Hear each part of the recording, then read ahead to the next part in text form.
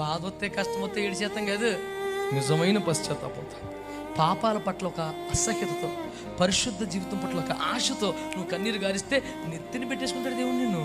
అమ్మో, అంత ప్రేమ ఇంకెక్కడ దొరకదో. మీ ఇంట్లో కొన్ని నెలలు కనపరచదు. కన్న తండ్రి నా కొడుకు అని చెప్పాల డేవిడ్ గురించి. అన్నయ్యలు గోమీద కొట్టేసారు, వృత్తినే రాజుగారు కూడా హీనపరిచాడు. యేసు ప్రభు భుజం మీద కూర్చోబెట్టుకుని ఊరంతా చూపించాడు. కనుక పరిశుద్ధతలోకి రావాలంటే చిట్కా ఏంటంటే చెప్పండి, కన్నీటి ప్రార్థననండి.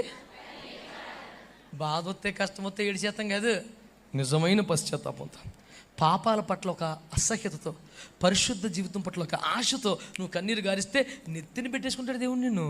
అమ్మో, అంత ప్రేమ ఇంకెక్కడ దొరకదో. మీ ఇంట్లో కొన్ని నెలలు కనపరచదు. కన్న తండ్రి నా కొడుకు అని చెప్పాల డేవిడ్ గురించి. అన్నయ్యలు గోమీద కొట్టేసారు, వృత్తినే రాజుగారు కూడా హీనపరిచాడు. యేసు ప్రభు భుజం మీద కూర్చోబెట్టుకుని ఊరంతా చూపించాడు. చక్కని నేత్రములు కలవాడు, సుందర రూపం కలిగిన వాడు, తెగ పొగుడెత్తాడండి ఆ పిల్లోడిని. ఎవరా పిల్లోడు? ఆవు ప్యాంట్ వేసుకొని, చిరిగిపోయినటువంటి సొక్క వేసుకొని, జుట్టు వేసుకొని, అలిసిపోయి చెమటలతో వచ్చి గుమ్మాలో నుంచున్నాడు. అడెవడో అన్నట్టు అడు పోసింది అంతే. లోపల రానివారు పెద్దగా. అవుట్ హౌస్లో పెట్టారు, అడవిలో పెట్టారు, మనోని ఫామ్ హౌస్లో. అలాంటి నేస్బాబు తీసుకొచ్చి ఫామ్ హౌస్లో నుంచి మెయిన్ హౌస్లో కాదు, ప్యాలెస్లో తీసుకొచ్చి కూర్చోబెట్టాడు. ఇప్పుడు ఓన్ హౌస్లో వాళ్ళందరూ కూడా రాజు చిరంజీవిగును గాక, రాజు అనాలే, లేకపోతే ఆడికి రేవు వేసు రక్తం చేయం. ఒక ప్రాబ్లంను ఫిక్స్ చేయాలంటే యేసు ప్రభు తర్వాతే. అందుకనే ఆయన దగ్గరికి రెండేని అందరిని పిలుస్తాం. మేమేదో బాగుపడిపోతాం కాదని, వాళ్ళు బాగుంటారని. స్తోత్రం చెప్పరే, అందరూ చెప్పాలి.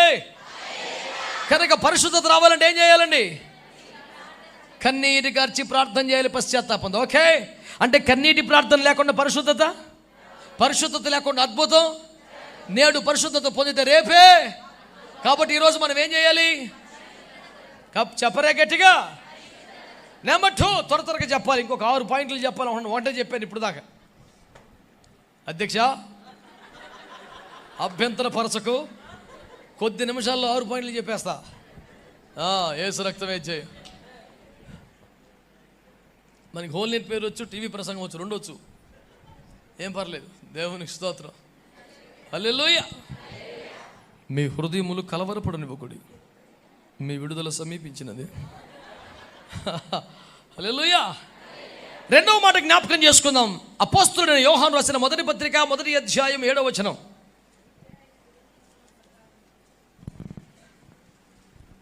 చదవండి చదవండి చదవండి.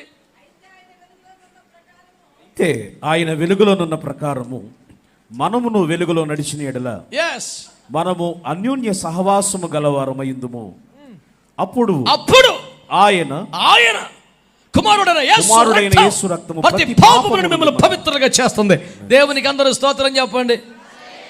అందరు చెప్పండి. అప్పుడు చెప్పండి అందరూ. ఎప్పుడు ఎప్పుడు అదే అది అది అది ఆయన వెలుగులో ఉన్న ప్రకారం మనమును వెలుగులో నడుచుకుంటే, చీకటి బతుకులు, చీకటి వ్యవహారాలు, చీకటి దేశాలు, ఆ దరిద్రమంతా వదిలేసి క్లీన్గా ట్రాన్స్పరెంట్గా లైఫ్లోకి వచ్చేస్తే, ఆయనలాగా వెలుగులో నడుచుకోవటం స్టార్ట్ చేస్తే, యేసయ్యతో నీకు అన్యోన్య సహవాసంలో ఉండగా యేసు రక్తం. ఆమేనండి, ఆమేనండి. మీకు అర్థమైంది? 1, పశ్చాత్తాపపు కన్నీటి ప్రార్థన. 2వది, యేసుతో అన్యోన్య సహవాసములు ఉండగా యేసు రక్తం కడుగుద్ది. 3వది, అపోస్తలుల కార్యముల గ్రంథం. అపోస్తలుల కార్యముల గ్రంథం 22:16.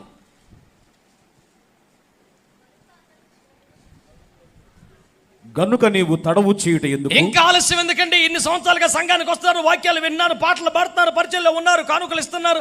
యేసయ్య ప్రేమ తెలుసు, నువ్వు పాపి అని తెలుసు, నిన్ను పరిశుద్ధ పరుస్తాడని తెలుసు, రక్షణ ఇంపార్టెంట్ తెలుసు, రేపో మాపో రాకడని తెలుసు. ఇంకా తడవు చేయడం ఎందుకు? లేచి ఆయన నామమును బట్టి నామములో ప్రార్థన చేసి బాప్తిస్మము పొంది నీ పాపములను కడిగి వేసుకో. దేవునికి స్తోత్రం చెప్పండి గట్టిగా. నీ పాపములు కడిగి వేసుకో. నేను అంటాను, నీ పాపాలు నీవే కడిగి వేసుకునే ఛాన్స్ ఉందని తెలిస్తే నువ్వు వదులుకుంటే నీకు అసలు ఏమన్నా 2 చెవుల మధ్యలో ఉన్నట్ట?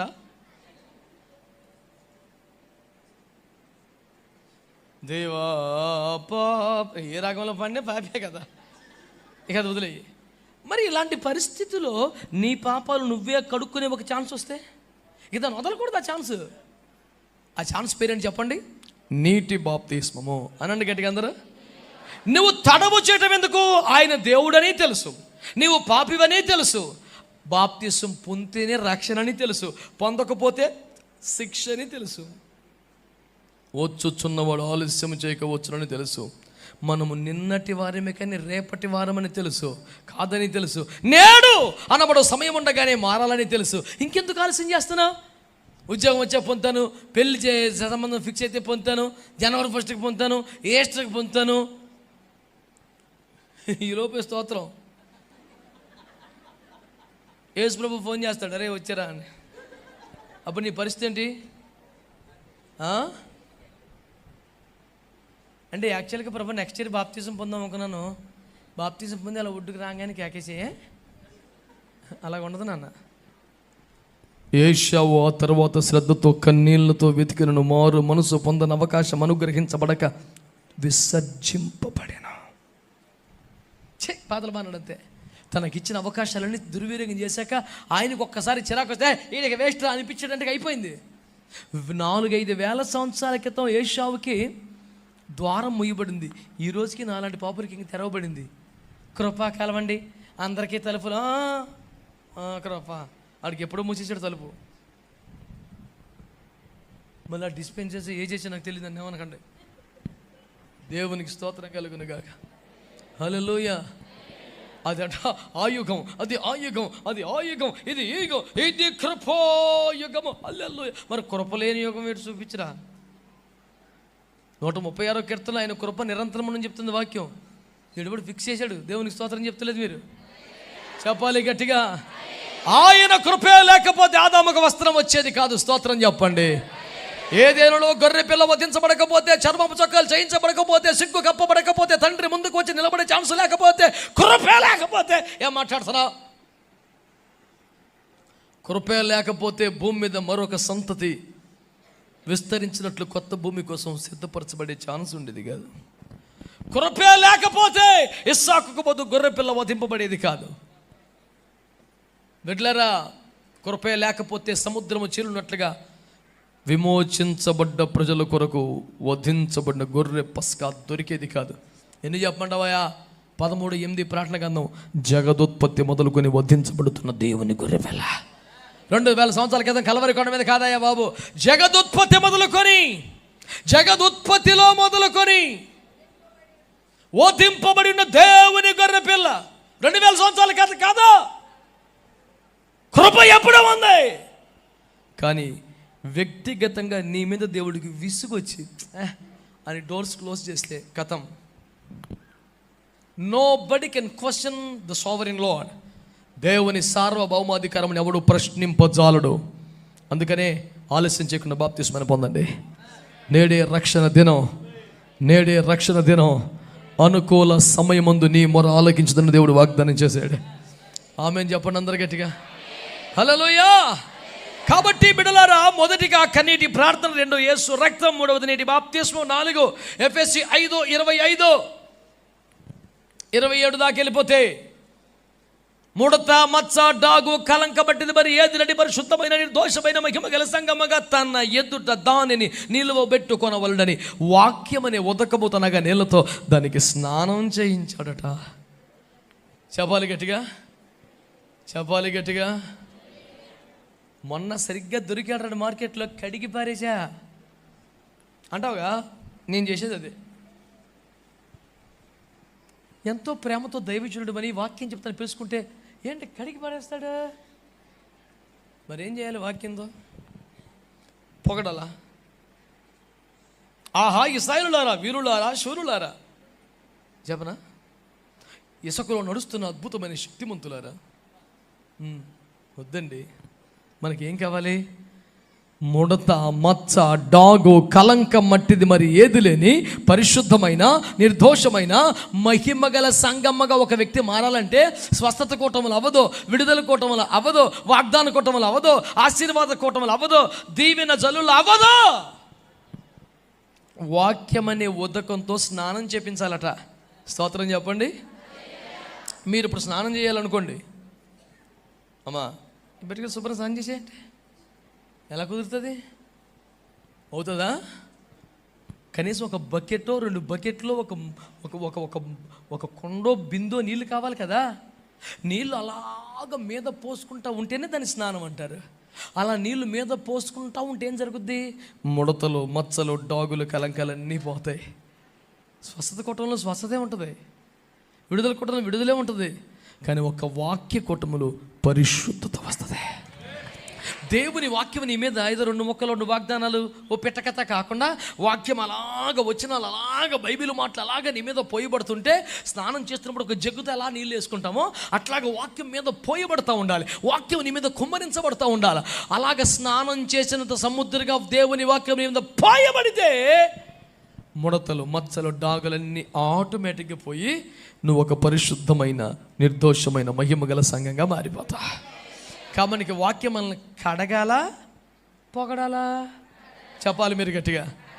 కడిగేసే వాక్యం కావాలా, పొగిడేసే వాక్యం కావాలా? చిన్నోళ్ళు పెద్దోళ్ళు అందరూ చెప్పండి ఆమేన్. కాబట్టి అమాయకంగా పిచ్చి పిచ్చిగా కోరకండి.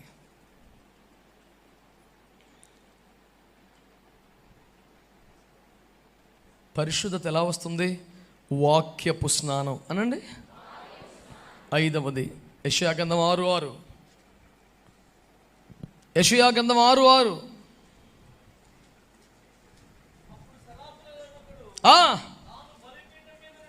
ఈ బలిపీఠపు అగ్ని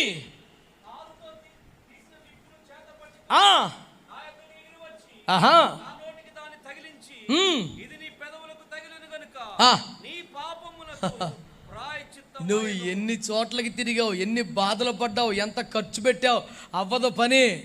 ఎప్పుడవుతుంది తెలుసా? ఆ అగ్ని నీ పెదవులకు తాకితే చాలా. ఆమేన్ చెప్పండి. మరి అగ్ని పెదవులకు తాకాలంటే ఏం చేయాలి? వీళ్ళందరూ ఉండాలి. వీళ్ళందరూ అందుకు కావాలి. వీళ్ళు ఊరినే వాళ్ళు ఖర్చు పెట్టుకొని, కష్టపెట్టుకొని, వాళ్ళు పనులు మానిపించుకొని, బతిమాలి బామేలి వాళ్ళని తీసుకొచ్చి కూర్చోబెడతాం. 4 రోజులు కదలకుండా బంధించేయటం ఎందుకు అనుకున్నారు? వీళ్ళందరూ అటండి ఏం చేస్తారట? అక్కడ ఉన్నాడే ఒక ఆయన సౌండ్ సిస్టమ్. వీళ్ళందరూ ఎందుకు తెలుసా? గాన ప్రతిగానాలు చేస్తుంటే ఎలా ఉందటండి? గడపక్కముల పునాదులు. అబ్బా వాడొచ్చులేండి, ఆ పెద్ద పెద్ద బేసులు ఎందుకు పెట్టారు మీరు డానియేల్ గారు? అయితే చేయండి అంటారు పాపం బలహీనులు. కానీ అది వాక్యం. ఏమిటి వాక్యం? పాటలు పాడితే ఎలా ఉండాలండి? గడప కమ్ముల పునాదులు అదిరిపోవాలంట. అంత శక్తివంతమైన స్తుతి ఆరాధన చేస్తుండగా అకస్మాత్తుగా ఒక అగ్ని నీ పెదవులకు తాకుద్ది. ఆ అగ్ని నీ మీదకి రాగానే నువ్వు పరిశుద్ధుడు అయిపోతావు. స్తోత్రం చెప్పండి గట్టిగా, చెప్పాలి గట్టిగా. హల్లెలూయా. పరిశుద్ధుడు, అతి పరిశుద్ధుడు అని గాన ప్రతి గానములు చేయొచ్చు. ఎవరు ఎవరు మరి? మనం వద్దా? శరాపులు, కెరూబులు నిత్యము ఆరాధించెదరు. ఏమని? పరిశుద్ధుడు, అతి పరిశుద్ధుడు అని.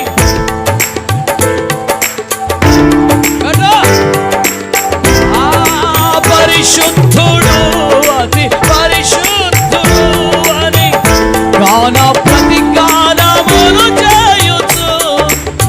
ఓ పరిశుద్ధుడు యేసు, పరిశుద్ధుడు పరిశుద్ధుడు యేసు, పరిశుద్ధుడు ఆయన అని గాన ప్రతి గానములు చేయొచ్చు.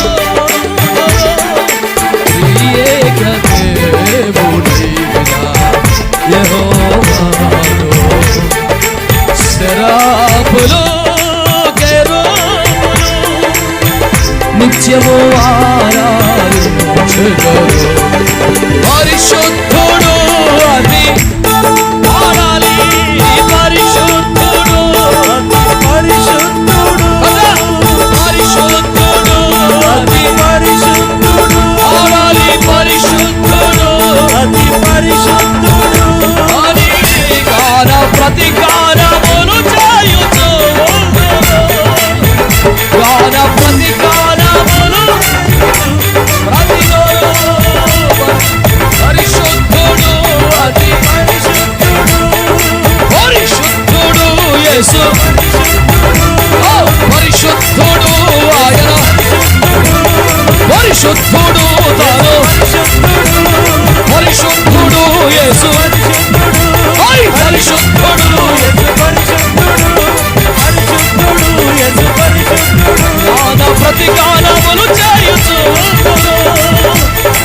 యేసయ్యా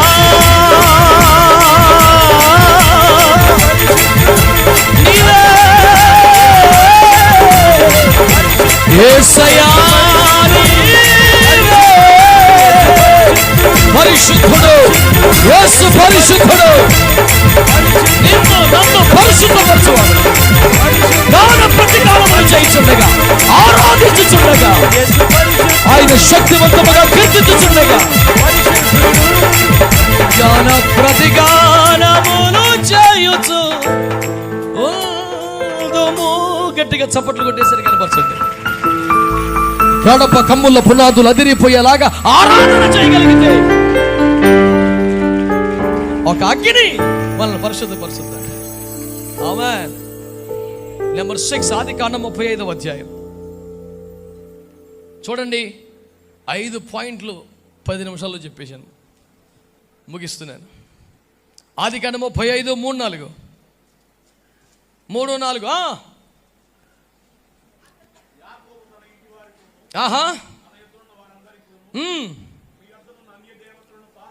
పారవేసి మిమ్మును మీరు శుచిపరుచుకొనుడి. అందరు చెప్పండి ఆ మాట.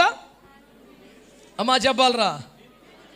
మిమ్మల్ని మీరు ఏం చేసుకోవాలి అంటే పరిశుద్ధపరచుకో, అంతే కదా. సేమ్ మిమ్మల్ని మీరు పరిశుద్ధపరచుకోండి అని చెప్పగానే వాళ్ళు ఏం చేశారట? స్నానం చేశారు, స్తోత్రం చెప్పండి.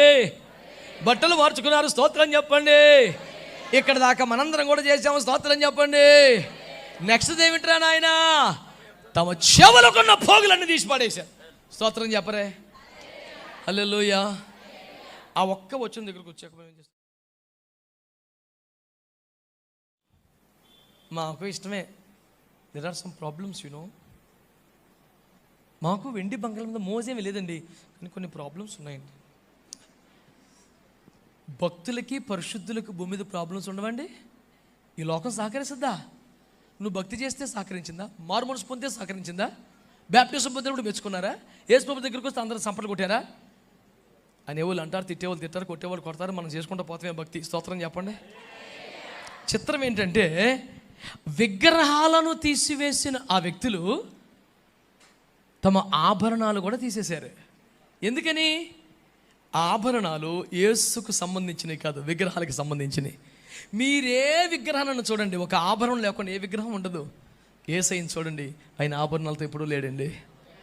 ఆదాము ఏదేనులో మొదలుకొని ప్రార్థన కదా యోహాను దాకా ఎవరికి ఆయన ముక్కు పొడకతోనూ ఉంగరముతోనూ లోలకులతోనూ కంఠహారంతోనూ గల్లు గల్లుమని ఎప్పుడు యేసు ప్రత్యక్షం అవ్వాలా? స్తోత్రం చెప్పండి. అంతటి యేసు గల్లు గల్లును అక్కడికి రాగా ఎక్కడ లేదు అలాగా. ఇప్పుడు మనం యేసయ్యని పోలి ఉండాలి, ఇంకెవరన్నా పోలి ఉండాలా? మాట్లాడరా మరి ఇప్పుడు ఏమండి? యేసయ్యని పోలి ఉండాలి కదా. కాబట్టి ఆభరణములు దేనికి సంబంధించినవి? కనుక విగ్రహం తీసేసాం కదా, మరి వాటికి సంబంధించిన మనకెందుకు? బతిమాలి, బామాలి, ఏడ్చి, పోరాడి ఎన్నో ఒప్పించుకుంటాం గొప్పలో. ఇక్కడికి వచ్చే మట్టుకి మా ఎవరు ఒప్పుకోరండి. సూపరు. ఈ ఆడపిల్లల్ని మించిపోయారు మా పురుషోత్తములు ఈ మధ్య. మరి ఏమో పెట్టేసుకున్నాడు అడుగును చేవరకండి. అవి విగ్రహ సంబంధమైనవి. అందుకనే విగ్రహంతో సమానం కనుక విగ్రహం తీసేసినప్పుడు అవి కూడా. స్తోత్రం చెప్పండి. జఫనే శాస్త్రి శాదస్తపోడు ఆడుకుంటే ఇలాంటి పట్టింపులు దేవుడికి లేవు అన్న వాళ్ళందరూ నిర్గమకాండం 33 తీయండి. ఎన్నాను మూసేసావు? జపని చేస్తున్నా తొందరగా ఎట్లా నమ్మావు? స్తోత్రం చెప్పు. ఆదికాండం నిర్గమకాండం 33:5 చదివి పెట్టండి. One very important word. అయ్యా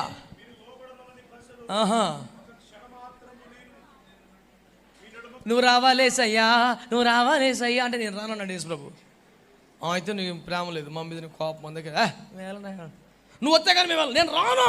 అయితే నీకు కోపం ఉంది, కోపం లేదులే రా, మరి రా. అయితే నేను రాను. ఎందుకు రావు? మీరు లోబడనొల్లని ప్రజలు, క్షణం మాత్రం మీ మధ్యలో దెబ్బ చంపేతాను మిమ్మల్ని. ఎందుకు వచ్చిందని వదిలేస్తున్నాడు పోండే అన్నాడు. అమ్మా అలా కాదు, నువ్వు రావాలి, నువ్వు రావాలన్నాడు. నిజంగా నేను రావాలా? రావాలి. అయితే చెప్పు మిమ్మును నిర్మూలము చేసేదను గనుక మిమ్మును ఏమి చేయవలెనో మిమ్మును ఏమి చేయవలెనో అది నాకు తెలియనట్లు. నాకు క్లారిటీ రావాలంటే మీ ఆభరణములను వద్దా, స్వస్థపరచాలా వద్దా, హెచ్చించాలా వద్దా, వాడుకోవాలా వద్దా, స్థిరపరచాలా వద్దా, అసలు మిమ్మును ఏమి చేయవలెనో అది నాకు తెలియనట్లు మీ ఆభరణములను మీ మీద నుండి తీసివేయుడి అని చెప్పుమనెను. స్తోత్రం చెప్పండి. ఏం చేయాలండి? ఏం చేయాలండి? ఎందుకని? మిమ్మునేమి చేయవలెనో అది నాకు తెలియాలి. ఆమేనండి. ఇప్పుడు యేసు ప్రభువుకి మన పట్ల ఒక ఆలోచన ఉండాలా వద్దా? అక్కర్లేదా? నువ్వే ప్లాన్ చేసుకుంటావా? నువ్వే డిసైడ్ చేసుకుంటావా? మరి ఉండాలంటే ఏం చేయాలి మనం?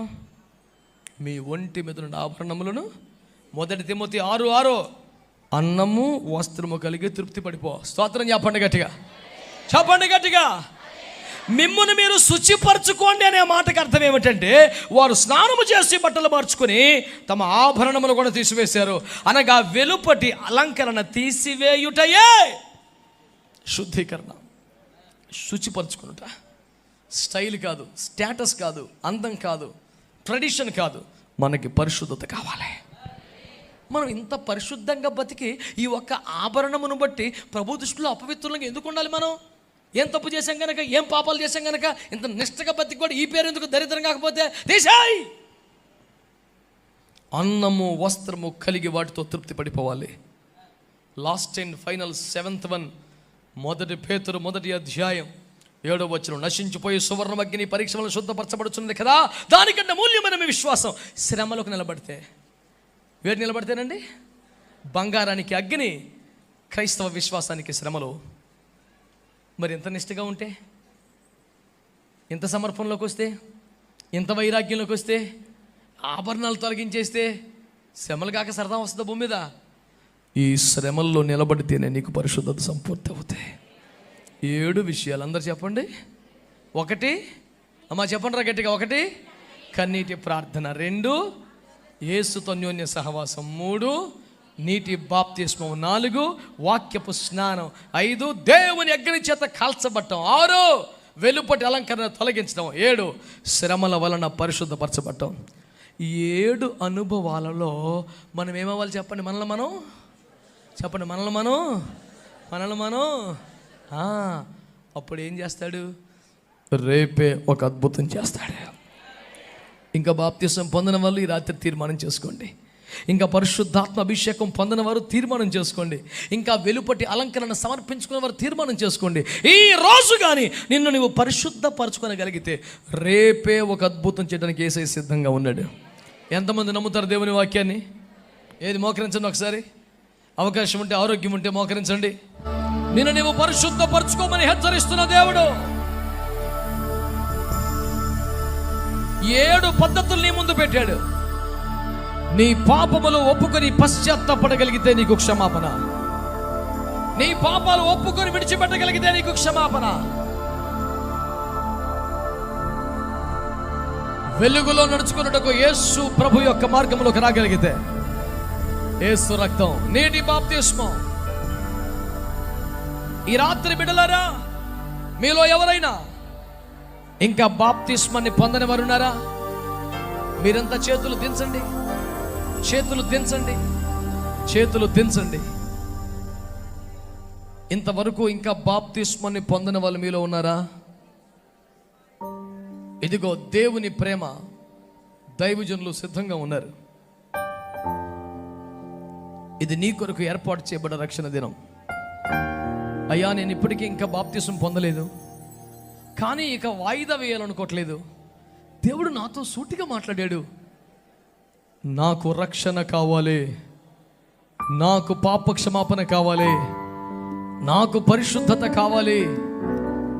నేను ఇక మీదట వాయిదా వేయను, బాప్తిస్మాన్ని పొందేస్తాను అనే వాళ్ళు మీలో ఎవరైనా ఉంటే మీ కుడి చేయి పైకి ఎత్తగలరా?